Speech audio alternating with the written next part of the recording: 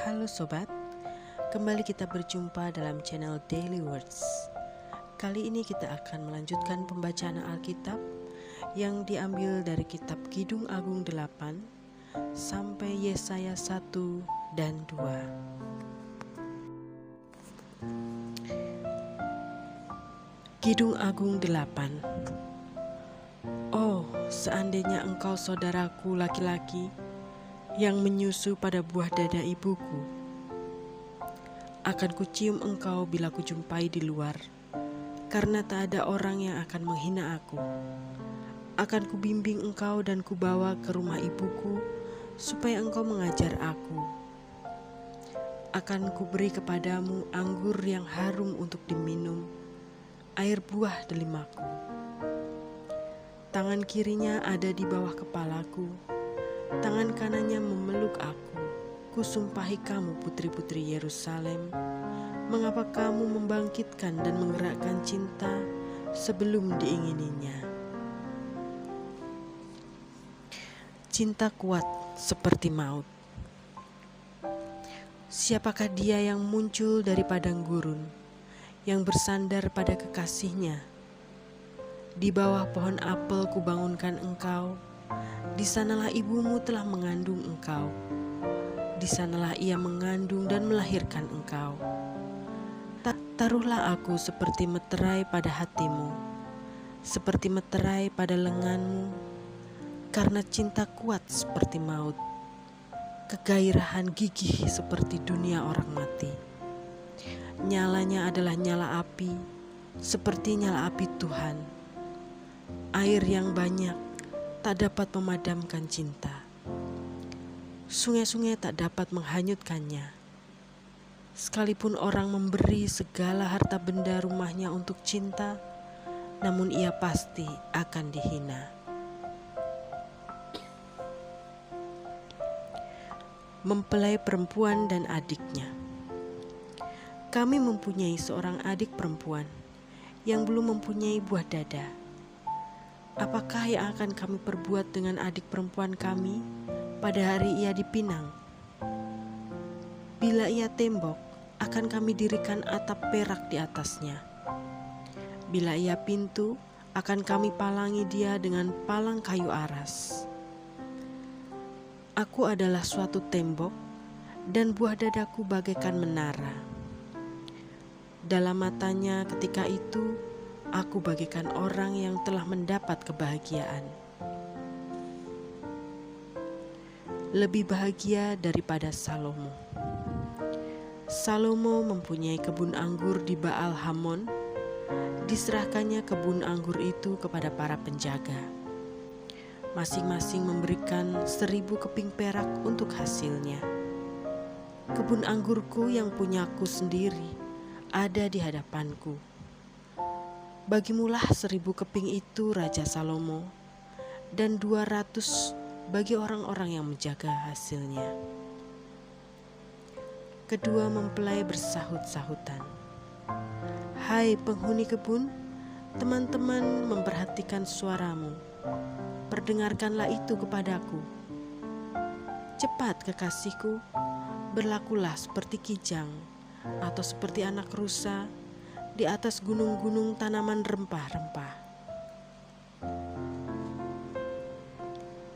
Yesaya 1 pasal 1 sampai 39 bagian pertama. Pasal 1 sampai 12 nubuat tentang Yehuda dan Yerusalem. Judul: Penglihatan yang telah dilihat Yesaya bin Amos tentang Yehuda dan Yerusalem dalam zaman Uzia, Yotam, Ahaz, dan Hizkia, raja-raja Yehuda. Pengaduan tentang bangsa yang tidak setia itu. Dengarlah hai langit dan perhatikanlah hai bumi, sebab Tuhan berfirman, Aku membesarkan anak-anak dan mengasuhnya, tetapi mereka memberontak terhadap aku. Lembu mengenal pemiliknya, tetapi Israel tidak. Keledai mengenal palungan yang disediakan tuannya, tetapi umatku tidak memahaminya. Celakalah bangsa yang berdosa, kaum yang syarat dengan kesalahan, keturunan yang jahat-jahat, anak-anak yang berlaku buruk. Mereka meninggalkan Tuhan, menista yang Maha Kudus Allah Israel, dan berpaling membelakangi Dia. Di mana kamu mau dipukul lagi, kamu yang bertambah murtad? Seluruh kepala sakit dan seluruh hati lemah lesu. Dari telapak kaki sampai kepala tidak ada yang sehat. Bengkak dan bilur dan luka baru tidak dipijit dan tidak dibalut dan tidak ditaruh minyak. Negerimu menjadi sunyi sepi, kota-kotamu habis terbakar. Di depan matamu orang-orang asing memakan hasil dari tanahmu. Sunyi sepi negeri itu, seolah-olah ditunggang balikan orang asing. Putri Sion tertinggal sendirian, seperti pondok di kebun anggur, seperti gubuk di kebun mentimun, dan seperti kota yang terkepung. Seandainya Tuhan semesta alam tidak meninggalkan pada kita sedikit orang yang terlepas, kita sudah menjadi seperti Sodom dan sama seperti Gomora. Bertobat lebih baik daripada mempersembahkan korban. Dengarlah firman Tuhan, hai pemimpin-pemimpin manusia Sodom. Perhatikanlah pengajaran Allah kita, hai rakyat manusia Gomora. Untuk apa itu korbanmu yang banyak-banyak? Firman Tuhan. Aku sudah jemu akan korban-korban bakaran berupa domba jantan dan akan lemak dari anak lembu gemukan, darah lembu jantan dan domba-domba dan kambing jantan tidak kusukai. Apabila kamu datang untuk menghadap di hadiratku, siapakah yang menuntut itu daripadamu? Bahwa kamu menginjak-injak pelataran bait suciku? Jangan lagi membawa persembahanmu yang tidak sungguh, sebab baunya adalah kejijikan bagiku. Kalau kamu merayakan bulan baru dan Sabat, atau mengadakan pertemuan-pertemuan, aku tidak tahan melihatnya, karena perayaanmu itu penuh kejahatan. Perayaan-perayaan bulan barumu dan pertemuan-pertemuanmu yang tetap, aku benci melihatnya. Semuanya itu menjadi beban bagiku. Aku telah payah menanggungnya.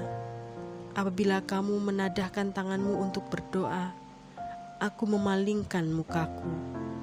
Bahkan sekalipun kamu berkali-kali berdoa, aku tidak akan mendengarkannya, sebab tanganmu penuh dengan darah.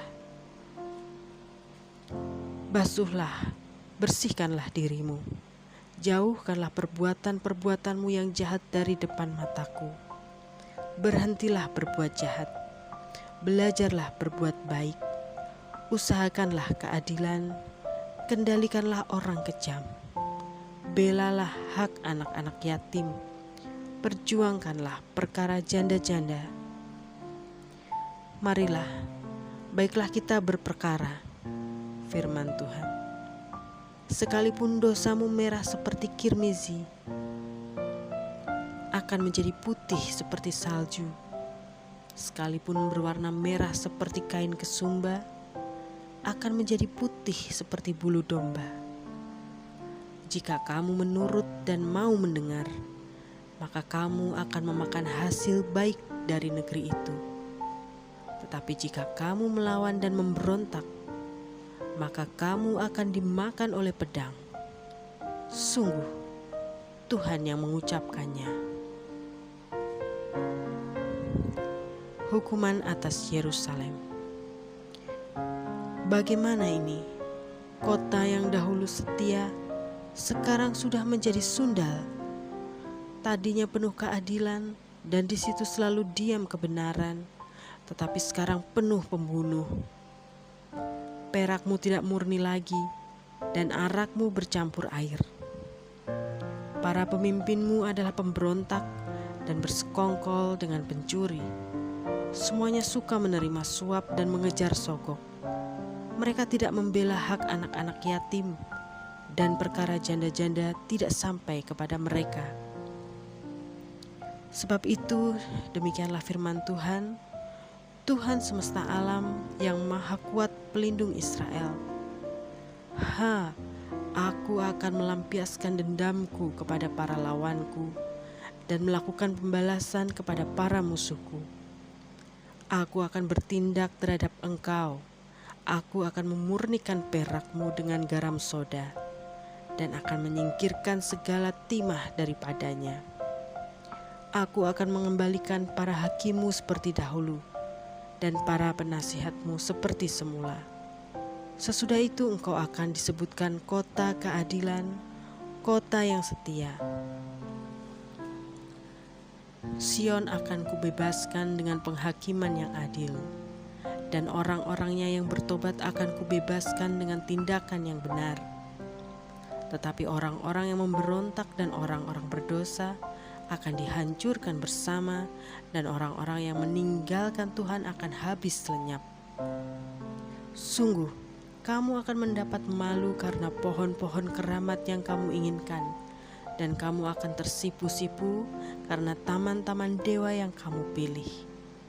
Sebab kamu akan seperti pohon keramat yang daunnya layu dan seperti kebun yang kekurangan air.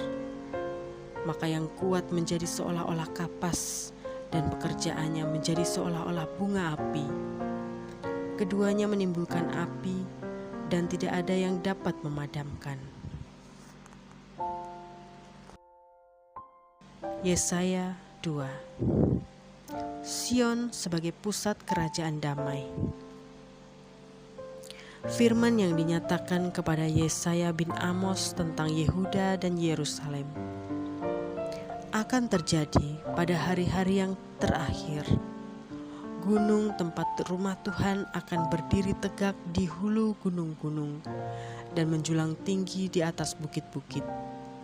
Segala bangsa akan berduyun-duyun ke sana, dan banyak suku bangsa akan pergi serta berkata, "Mari naik ke gunung Tuhan, ke rumah Allah Yakub, supaya Ia mengajar kita tentang jalan-jalannya, dan supaya kita berjalan menempuhnya. Sebab dari Sion akan keluar pengajaran dan firman Tuhan dari Yerusalem. Ia akan menjadi hakim antara bangsa-bangsa dan akan menjadi wasit bagi banyak suku bangsa. Maka mereka akan menempa pedang-pedangnya menjadi mata bajak dan tombak-tombaknya menjadi pisau pemangkas. Bangsa tidak akan lagi mengangkat pedang terhadap bangsa, dan mereka tidak akan lagi belajar perang. Hai kaum keturunan Yakub, mari kita berjalan di dalam terang Tuhan. Hukuman Tuhan terhadap semua orang yang meninggikan diri. Sungguh telah kau buang umatmu, yakni kaum keturunan Yakub, sebab di mana-mana mereka melakukan tenung seperti yang di timur, dan sihir seperti orang Filistin, dan orang-orang asing di antara mereka terlalu banyak. Negerinya penuh emas dan perak dan tak terbatas harta bendanya. Negerinya penuh kuda dan tak terbatas jumlah keretanya. Negerinya penuh berhala-berhala. Mereka sujud menyembah kepada buatan tangannya sendiri dan kepada yang dikerjakan oleh tangannya. Maka manusia ditundukkan dan orang direndahkan. Janganlah ampuni mereka. Masuklah di sela gunung batu dan bersembunyilah di dalam liang tanah. Terhadap kedahsyatan Tuhan dan terhadap semarak kemegahannya. Manusia yang sombong akan direndahkan dan orang yang angkuh akan ditundukkan. Dan hanya Tuhan sajalah yang maha tinggi pada hari itu. Sebab Tuhan semesta alam menetapkan suatu hari untuk menghukum semua yang congkak dan angkuh, serta menghukum semua yang meninggikan diri supaya direndahkan. untuk menghukum semua pohon aras di Libanon yang tumbuh meninggi dan tetap menjulang, dan menghukum semua pohon terbantin di Basan, untuk menghukum semua gunung yang tinggi-tinggi dan semua bukit yang menjulang ke atas, untuk menghukum semua menara yang tinggi-tinggi dan semua tembok yang berkubu, untuk menghukum semua kapal Tarsis dan semua kapal yang paling indah. Manusia yang sombong akan ditundukkan dan orang yang angkuh akan direndahkan. Hanya Tuhan sajalah yang maha tinggi pada hari itu. Sedang berhala-berhala akan hilang sama sekali. Maka orang akan masuk ke dalam gua-gua di gunung batu dan ke dalam liang-liang di tanah terhadap kedahsyatan Tuhan dan terhadap semarak kemegahannya pada waktu ia bangkit menakut-nakuti bumi. Pada hari itu berhala-berhala perak dan berhala-berhala emas yang dibuat manusia untuk sujud menyembah kepadanya akan dilemparkannya kepada tikus dan kelelawar, dan ia akan masuk ke dalam lekuk-lekuk di gunung batu dan ke dalam celah-celah di bukit batu terhadap kedahsyatan Tuhan dan terhadap semarak kemegahannya pada waktu ia bangkit menakut-nakuti bumi. Jangan berharap pada manusia, sebab ia tidak lebih daripada embusan nafas, dan sebagai apakah ia dapat dianggap. Demikianlah bacaan kita kali ini yang diambil dari kitab Kidung Agung 8 dan Yesaya 1-2. Syukur kepada